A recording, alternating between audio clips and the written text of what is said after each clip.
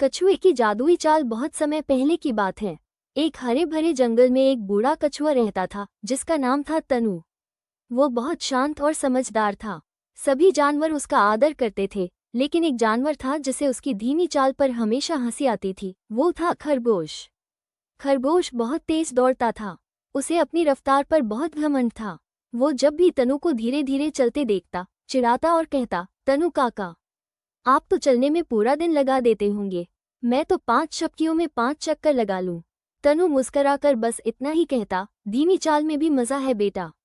रफ्तार से ज्यादा जरूरी है सही दिशा में चलना।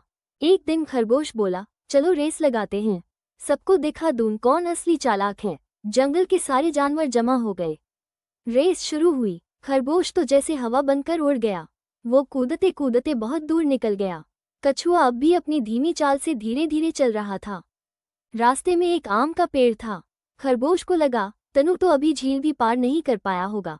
उसने पेड़ के नीचे लेटकर आराम करने की सोची और थोड़ी ही देर में उसकी आंख लग गई। उधर तनु चलते चलते एक पत्थर के पास रुका। उसने आंखें बंद की और धीरे से कुछ बड़बड़ाया। कहते हैं, तनु के पास प्रकृति का आशीर्वाद था। अचानक उसके चारों ओर हल्की चमक फैल गई और जमीन मानो खुद ही उसके नीचे से खिसकती चली गई। तनु की चाल अब भी धीमी थी, लेकिन वो बहुत आगे बढ़ चुका था। जब खरगोश की आंख खुली, उसने देखा कछुआ तो फिनिश लाइन के पास पहुंच चुका था। वो हड़बड़ाकर दौड़ा, लेकिन तब तक देर हो चुकी थी। तनु जीत चुका था। सभी जानवर तालियां बजा रहे थे।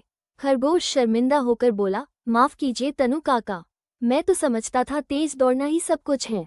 तनु ने मुस्कराकर कहा, रफ्तार अच्छी बात है बेटा, लेकिन सोच, समझ और धैर्य उससे भी ज्यादा जरूरी हैं। उस दिन से खरगोश बदल गया।